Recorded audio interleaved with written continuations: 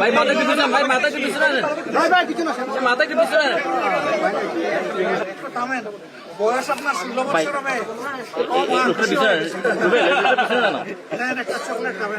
রুবেল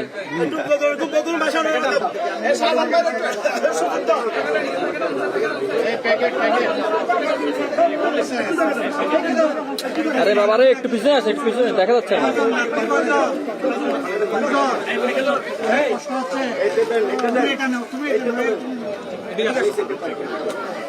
ইমানের এমপি জহিরুল ইসলাম